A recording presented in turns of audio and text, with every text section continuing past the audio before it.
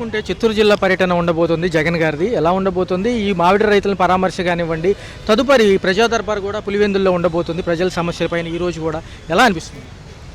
Sir, ఇప్పటికే వీళ్ళ government form అయ్యి 1 year దాటిపోయింది. ప్రతి చోట కూడా అశాంతి, భద్రత లేదు, మహిళలకు భద్రత లేదు, ప్రజల యొక్క సంక్షేమం మరుగున పడిపోయింది. ఏ ఒక్కరికి కూడా ఎటువంటి పథకాలు అందట్లేదు, మేనిఫెస్టోని అమలు చేయట్లేదు. వాళ్ళ ఇచ్చినటువంటి సూపర్ 6ని తొంగలో తొక్కేశారు. ఇచ్చినటువంటి హామీలన్నింటినీ కూడా మరిచిపోయి రెడ్ బుక్ రాజ్యాంగాన్ని మాత్రమే ఆంధ్ర రాష్ట్రంలో నడిపిస్తూ ఈరోజు ఒక ఆంధ్ర రాష్ట్రాన్ని రావణకాష్టగా మార్చేసినటువంటి ఈ కూటమి ప్రభుత్వ పాలన మాకొద్దు అని చెప్పేసి ఆంధ్ర రాష్ట్ర ప్రజలు నిజంగా వాపోతూ ఉన్నారు.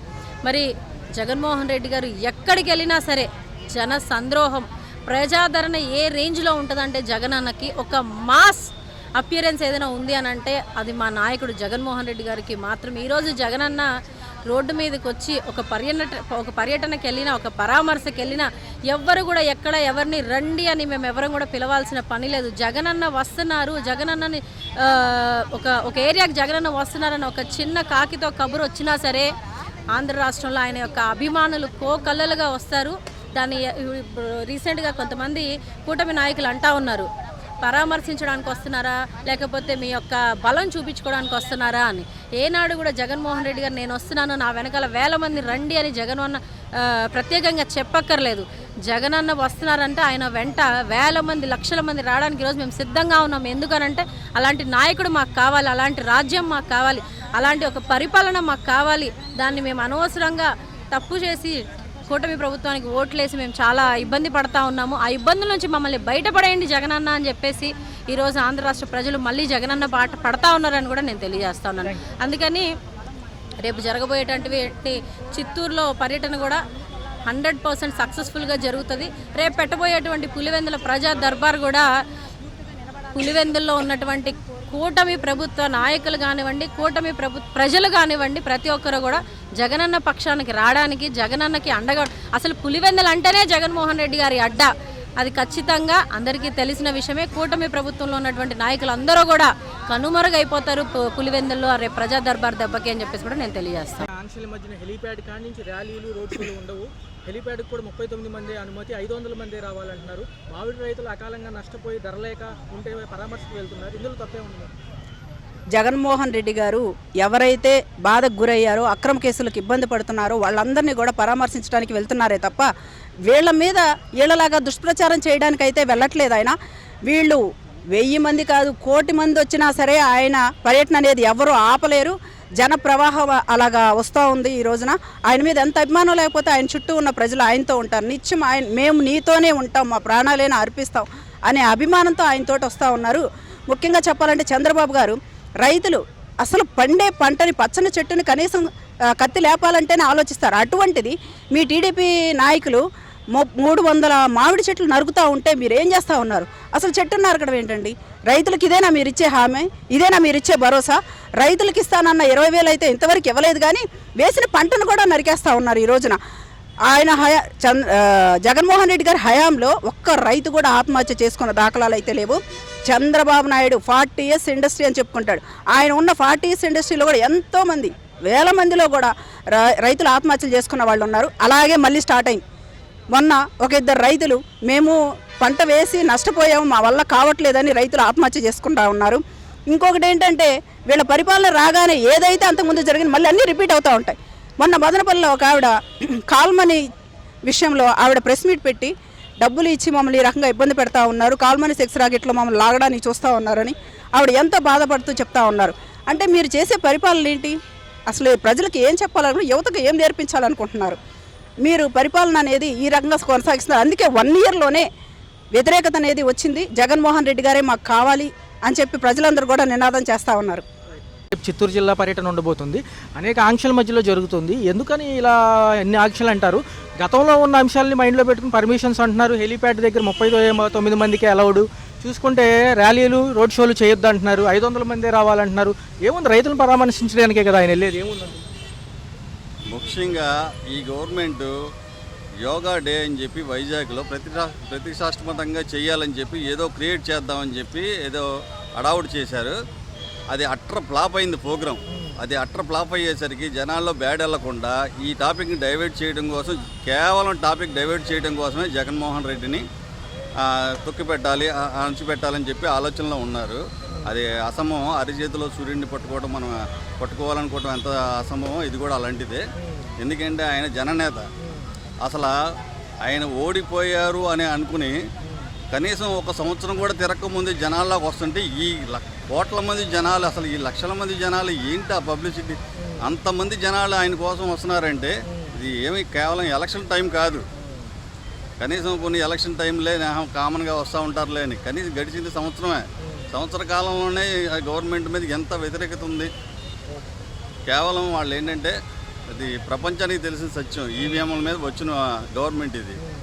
ఆ జననేతకి ఈ జనాన్ని ప్రాబ్లం చూసి ఇంతమంది జనాలను చూసేసరికి వాళ్ళకి ఈర్షగా వాళ్ళు ఏం చేయలేక ఈ ఆంక్షలు పెడుతున్నారన్నమాట. అట్లయితే ఎలా అయితే ఉందో చిత్తూరు జిల్లా పర్యటన ఉండబోతుంది సార్. అనేక ఆంక్షల మధ్యన వెళ్ళాలి వస్తుంది. రెండోది చూసుకుంటే గతంలో ఉన్న అంశాలు మైండ్లో పెట్టుకుని పర్మిషన్స్ అనేవి టైట్ చేసామంటున్నారు. అసలు ఏముంది? రైతుల పరామర్శకే కదా. ఏదైతే మామిడి రైతులు అకాలంగా నష్టపోయి ఉన్నారు వర్షాలకి, దాంతోపాటు గిట్టుబాటు ధర లేదు కదా. అవును, ఇప్పుడు అరచేతిని అడ్డుపెట్టి సూర్యుడిని ఆపలేరు. అలాగే జగన్కి వచ్చేవాళ్ళని 100 మందిని రమ్మనండి, 20 మంది రమ్మంటే వాళ్ళ చేతిలో లేదు. ప్రజలు వాళ్ళ ఉన్న అభిమానంతో చెట్ల పొట్టల నుంచి పరిగెత్తుకొని వస్తున్నారు. వీళ్ళు సంవత్సరంలోనే వైఫల్యం చెందింది ప్రభుత్వం అనేది, కూటమి ప్రభుత్వం. వీళ్ళంతా మాటలు చెప్పడమే కానీ చేతల్లో ఏమీ లేదు. చూసుకుంటే రీసెంట్గా నల్లపురెడ్డి ప్రసన్న కుమార్ ఇంటిపైన దాడి కానివ్వండి, కొవ్వూరు నియోజకవర్గం ఎమ్మెల్యే గారు కానివ్వండి, నెల్లూరులో జరిగిన ఇంటిపైన దాడి ఎలా అనిపిస్తుంది? అసలు ఏం జరుగుతుంది? ఎందుకని ఇలాగా దారితీస్తున్నాయి ఈ అంశాలన్నీ చూసుకున్నట్లయితే? ఈ పరిణామాలు ఎందుకు ఇలా జరుగుతుంది? ఈ మధ్య టీడీపీ అపోజిషన్ ఇప్పుడు ప్రభుత్వం ఉన్న అతనికి ఎమ్మెల్యేకి ఇతనికి మాటలు యుద్ధం జరిగింది. దాని ప్రభావమే ఇది దాడి. ఇది అందరికీ తెలిసిందే. గతంలో ఏదైతే ఉందో పేరు నాని గారు దీంతో పాటు వచ్చారని చెప్పి అదే కారులో ఈయన విచారణ నిమిత్తం కూడా అంతర్గతంగా ఈయన జనాల్ని సమీకరించారని చెప్పి ఆయన పైన కేసు పెట్టారు. కొడాల నాని గారికి కూడా నోటీసులు ఇస్తే ఆయన వెళ్ళి మళ్ళీ స్టేషన్లో హాజరవ్వాల్సి వచ్చింది. ఏం జరుగుతుంది? ఇవన్నీ అసలు వైసీపీ నాయకులనే పర్టికులర్గా ఎందుకు టార్గెట్ చేస్తారు? ఇది కక్ష సాధింపు చర్య అండి. ఇప్పుడు ఇలాగే ప్రభుత్వం నెక్స్ట్ ఆ ప్రభుత్వం మారినప్పుడు వాళ్ళు ఇలాగే చేసి ఇక ఈ కార్యక్రమాలన్నీ ఇలా చేసుకుంటా పోతే ఇక కష్టమేనండి. ఇది నిలబడదు, ఈ ప్రభుత్వం అనేది నిలబడదు. జమిలీ ఎన్నికలు వచ్చినాయి అంటే మధ్యలోనే వెళ్ళిపోతుంది. మహానేత రాజశేఖర రెడ్డి గారి జయంతి సందర్భంగా ఆయన గురించి తలుచుకున్నప్పుడల్లా అనేక అంశాలు గుర్తొస్తూ ఉంటాయి. ఒక ఇంజనీరింగ్ విధి కానివ్వండి, 108 కానివ్వండి, ఫీజు రీంబర్స్మెంట్ కానివ్వండి, అనేక అంశాలు ఉన్నాయి. పేదవాళ్ళకి అత్యంత చెరువులో ఉన్నారు. ఒక శకాన్ని ఆయన సృష్టించారు. ఎలా అనిపిస్తుంది ఇవన్నీ? రాజశేఖర గారి గొప్ప నేత అండి. నిరుపేదల కుటుంబాలని బతికించే నేత ఎవరనంటే వైఎస్ రాజశేఖర రెడ్డి గారే.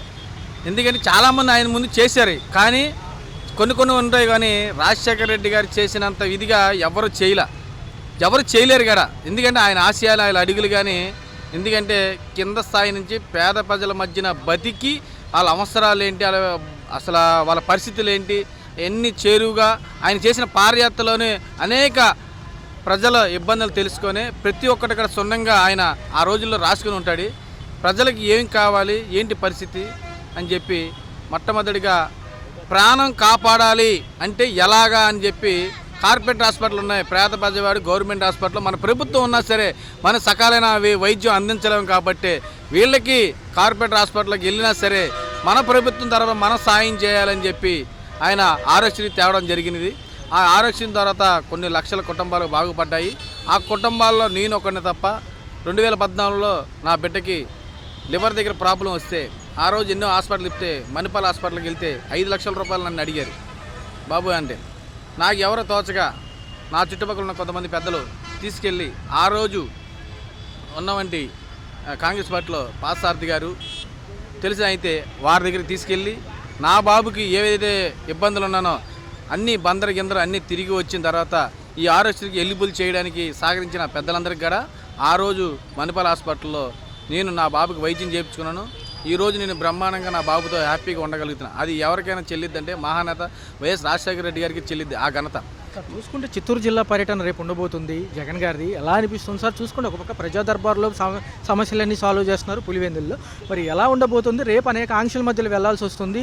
ఎందుకంటారు ఇన్ని ఆంక్షలు? రైతులను కలవడానికి, వాళ్ళు పరామర్శించి మామిడి రైతులు ఇక అండాదండాగా ఉండటానికే కదా ఆయన వెళ్ళేది. వైఎస్ రాజశేఖర రెడ్డి గారు ఏ తత్వంతో ఉన్నారో ఆయన తత్వంలోనే జగన్మోహన్ రెడ్డి గారు నడుచుకుంటున్నారు. ఆయనకి ఏం కావాలి? పేద ప్రజలు కష్టాలు తీర్చాలి, వాళ్ళ సమస్యలు తీర్చాలి. గొంతెత్తితేనే వీళ్ళు కూటమి ప్రభుత్వం ఏ పని చేయట్లేదు. ఇంకా మన ఆయన రోడ్డు ఎక్కిచ్చి ప్రజల కోసం పోరాడకపోతే ఏం చేస్తాడండి ఆయన? ఆ అడ్డంకులతో నానా ఇబ్బందులు పెట్టి, కార్యకర్తలను ఇబ్బంది పెట్టి, నాయకుడిని వెళ్ళకుండా, సరే కార్యకర్తలు నాయకుడిని పర్మిషన్ ఇవ్వండి, సాయక వెళ్ళి ప్రజల మధ్య వస్తారు. ఆ ప్రజలు ఆయన చూడడానికి ఆయన కష్టాలు చెప్పుకుని తండలుగా జనాలు వస్తుంటే ఎవరేం చేస్తారు?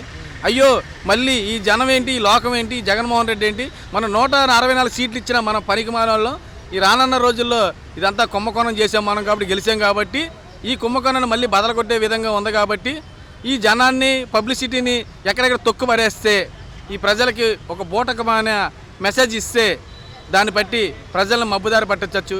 ఏంటి చంద్రబాబు నాయుడు అయినా, బీజేపీ పార్టీ అయినా, పవన్ కళ్యాణ్ పార్టీ అయినా అధికారులు రాకముందు ప్రజల్ని బాగా నమ్మించారండి. ఆ నమ్మించిన విధానాన్ని, ఆ ప్రజలు ఇచ్చిన మ్యాండేట్ని ఏ మాత్రమైనా దాంట్లో ఒక 10%, 20%, 30% చేస్తూ ఉంటే ఈ సంవత్సర కాలంలో ప్రజలు నిజంగా చేశారు జగన్ అనుకోండి. జగన్ ఏం చేశాడండి? ఏం తప్పు చేశాడండి? డబ్బులు ఏమైనా ఆయన తీసుకున్నాడు అంటే మీరు రుజువు చేసి పేపర్లో, మీడియాలో, కోర్టులు ఇవన్నీ ఉన్నాయి కదండి. మరి వాటికి రుజువు చేసుకోవచ్చు. సంవత్సర కాలంలో ఉంది కదా, మీరు ఏం చేశారు? ఏం తీశారు? ఆయన అయ్యంలో మా ఉన్నాం 5 ఏళ్ళు తీయలేదు ఇది అన్నారు, ఆ కేసు ఈ కేసు అన్నారు, అప్పుడు మీరే ఉన్నారు, ఇప్పుడు మీరే ఉన్నారు. మీరు ఎన్ని తీసి తోడి ఆయన చేయొచ్చుగా. ఏంటి ప్రజల మద్దతు పెరిగిపోతుంది. ఇప్పుడు మనం ఏమి చేయలేం. నెక్స్ట్ మళ్ళీ అదే ప్రభుత్వం వస్తే ఈ రకంగా ఇప్పుడు మన ఇబ్బందులు పెడతాం. ఈ ఇబ్బందులు మళ్ళీ ఇంకా పెడతారని చెప్పి భయపడిపోయి ఎక్కడెక్కడ ఆంక్షలు పెట్టి పర్మిషన్లు ఇవ్వకుండా ఏదైనా ఇన్స్ట్రక్షన్ జరిగిందంటే దాన్ని అయ్యి చేయడం. ఏమంటే చంద్రబాబు నాయుడు గారిలో 2015-16 ఆయన క్యాన్వేలో పడిపోయి 2 చనిపోలేదండి. ఒకటి రామారపాటి దగ్గర ఒకటి పడిపోయి చనిపోయారు కదండి. దానికి ఎవరండి బాధ్యతలు? అప్పుడు క్యాన్వే, మరి అప్పుడు ఆయన ముఖ్యమంత్రిగా ఉన్నాడు కదండి, అప్పుడు కేసులు ఉండవండి. అండి నమస్తే. చూసుకున్నట్లయితే ఇవాళ రాజశేఖర రెడ్డి గారి జయంతి చూసుకుంటే అనేక అంశాలు ఉన్నాయి ఆయన గురించి స్మరించుకోవడానికి. ఒక ఫీజు రీఎంబర్స్మెంట్ కానివ్వండి, ఒక ఆరోగ్యశ్రీ కానివ్వండి, ఒక 108 కానివ్వండి, ఇంకా అనేక అంశాలు ఉన్నాయి. దీని గురించి ఏమంటారు? ఖచ్చితంగా రాష్ట్ర చరిత్రలో స్వతంత్రం వచ్చిన దగ్గర నుంచి మన ఆంధ్ర రాష్ట్రంలో ఎంతోమంది ముఖ్యమంత్రులు పనిచేశారు. కానీ తనకంటూ ఒక గుర్తింపుని, తనకంటూ ఒక మార్కుని ఎవరు దేశంలోనే ఎక్కడ ప్రవేశపెట్టినటువంటి కొన్ని సంక్షేమ పథకాలని మొట్టమొదటిసారిగా ప్రవేశపెట్టిన ఘనత డాక్టర్ వైఎస్ రాజశేఖర రెడ్డి గారు చెందింది. ఆ ఘనత కూడా మన ఆంధ్రప్రదేశ్, ఉమ్మడి ఆంధ్రప్రదేశ్ చెందడం అనేది నిజంగా మనందరం గర్వకారణం. ఖచ్చితంగా ఆ రోజు మీరు చెప్పినట్టుగా ఏదైతే 108 కానివ్వనండి, రైతులకి ఉచిత విద్యుత్ కానివ్వనండి, లేకపోతే ఆరోగ్యశ్రీ కానివ్వనండి, ఫీజు రియంబర్స్మెంట్ అనేక సంక్షేమ పథకాలని దేశ చరిత్రలోనే ఎక్కడ ఎప్పుడు కనీవిరిగిన రీతిలో రాజశేఖర రెడ్డి గారు అమలుపరిచారు. వాటన్నిటిని తర్వాత వచ్చినటువంటి మన కాంగ్రెస్ గవర్నమెంట్ కానీ కొన్ని నిర్వీర్యం చేసుకుంటూ వస్తే, ఆ తర్వాత 2019లో ఆయన తనయుడు జగన్మోహన్ రెడ్డి గారు వచ్చి తండ్రి మించిన తనయుడిగా అంతకన్నా మంచి పథకాలని, అమ్మఒడి కానివ్వండి, గోరుముద్ద కానివ్వండి, ఇట్లా వాలంటీర్ వ్యవస్థను కానివ్వండి, గ్రామ సచివాలయం కానివ్వండి, ఇటువంటి ఎన్నో వ్యవస్థలని తీసుకొచ్చి తండ్రి మించిన తనయుడిగా నిరూపించుకున్నటువంటి ఘనత జగన్మోహన్ రెడ్డి గారు దక్కుతుంది. మరి అదేవిధంగా ఈరోజు కూటమి ప్రభుత్వంలో వాళ్ళు ఏదైతే ఆ రోజు ఎలక్షన్లో మేనిఫెస్టోలో పెట్టారో ఆ సూపర్ 6, సూపర్ 7లని, అవి కాకుండా దరిదాపుగా 143 పైగా హామీలు ఇచ్చి ఏ ఒక్క హామీని కూడా ఇప్పటి వరకు నెరవేర్చినటువంటి అసమర్థ ప్రభుత్వం ఏదైనా ఉందంటే ఖచ్చితంగా అది కూటమి ప్రభుత్వం. కూటమి ప్రభుత్వంలో ఉన్న అసమర్థ నాయకులు ఎవరు ఉన్నారంటే చంద్రబాబు, పవన్ కళ్యాణ్ అండ్ నారా లోకేష్ మాత్రమే నేను తెలియజేస్తాను. చిత్తూరు జిల్లా పర్యటన ఏదైతే ఉందో దీని గురించి కూడా అనేక ఆంక్షలు ఉన్నాయి సార్. ఏమంటారు దీని గురించి? 39 మంది హెలీప్యాడ్ దగ్గరికి రావాలి, 500లకు మించి రాకూడదు అంటున్నారు. గతంలో జరిగిన అంశాలన్నీ మేము మైండ్లో పెట్టిన పర్మిషన్స్ అంటున్నారు. దేనికి సార్ రైతులు పరామర్శించడానికి ఆంక్షలు దేనికంటే? అదేనండి, కూటమి ప్రభుత్వం ఏదైతే దొంగ హామీలు ఇచ్చి సూపర్ 6, సూపర్ 7 అని చెప్పి అధికారంలోకి వచ్చిన తర్వాత గడిచిన సంవత్సరం కాలం అయిన తర్వాత కూడా వాళ్ళు ఎటువంటి సంక్షేమ పథకాన్ని నెరవేర్చలేక ప్రజల్లో విపరీతమైనటువంటి వ్యతిరేకత. నాకు తెలిసినంత వరకు కూడా, నాకున్నటువంటి నాలెడ్జ్ ప్రకారం గడిచిన ఒక సంవత్సరం కాలంలో ఒక 164 సీట్లు, అంటే దరిదాపుగా 95 పైన, అసలు 99-98% సీట్లు గెలుచుకున్న ఈ పార్టీ సంవత్సర కాలంలో ఎంత వ్యతిరేకత ఉన్నది ఈ ఒక్క పార్టీ. ఇటువంటి వ్యతిరేకతను తట్టుకోలేక జగన్మోహన్ రెడ్డి గారు ఏదైతే కూటమి ప్రభుత్వ హామీలు ఇచ్చారో ఆ హామీలన్నింటినీ కూడా నెరవేర్చాలి. నెరవేర్చకపోతే ప్రజల పక్షాన నుండి మేము 11 సీట్లు ఇచ్చారా, 10 సీట్లు ఇచ్చారా మేము చూడము, సీట్లు ముఖ్యం కాదు, మాకు ప్రజలే ముఖ్యమని చెప్పి ప్రజల కోసం పోరాడటానికి వస్తుంటే అశేష జనానీకం ప్రజలు అందరూ కూడా కూడగట్టుకొని ఆయన వెంట ఒక ప్రపంచంలాగా నడుస్తుంటే కూటమి ప్రభుత్వం గుండెల్లో రైళ్లు పరిగెడుతున్నాయి. వాళ్ళకి నిద్ర పట్టని కాలరాత్రులు ఎన్నో చూస్తూ ఉన్నారు కాబట్టి వారు ఇటువంటి ఆంక్షలు పెడుతున్నారు. అరచేతిని మనం సూర్యుడిని అరచేపెట్టి ఆపలేము, అలాగే సముద్ర కెరటాలను కూడా ఎవరు ఆపలేరు. ఆ విధంగా జగన్మోహన్ రెడ్డి గారి యొక్క పర్యటనలు కానివ్వండి, వాళ్ళు ఎన్ని ఆంక్షలు పెట్టినా ఎన్ని పెట్టినా కూడా ఆయన పర్యటనలు కానివ్వండి, జనాలు కానివ్వండి వచ్చేది ఖచ్చితంగా తీరుతుంది. కూటమి ప్రభుత్వం పతనానికి ఇటువంటి ఆంక్షలన్నీ కారణమని నేను అనుకున్నాను. హలో, తెలుగు రాజ్యం ఛానల్ చూస్తున్నారా? సామాజిక రాజకీయ జీవన చిత్రణే తెలుగు రాజ్యం. అతిశయోక్తులు అసత్యాలు ఉండవు. రాజకీయ కోణం కాదు, ప్రజా కోణమే కొలబద్ద. తెలుగు రాజ్యం వీక్షణ మీ ఉత్తమ అభిరుచికి నిదర్శనం.